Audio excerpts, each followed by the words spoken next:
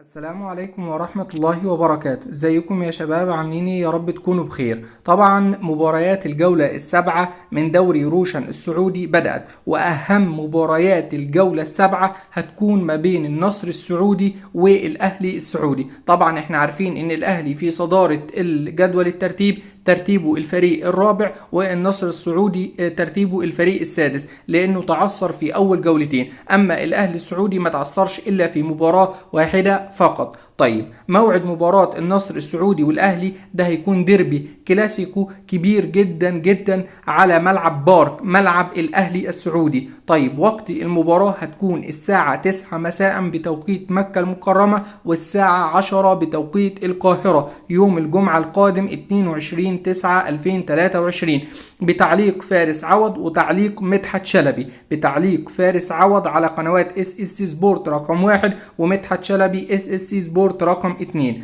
موعد مباراة النصر والاهلي مباراة منتظرة ومرتقبة، هتكون يوم الجمعة القادمة الساعة 9 بتوقيت مكة والساعة 10 بتوقيت القاهرة، بتعليق فارس عوض ومدحت شلبي على قنوات اس اس سي السعودية. سلام.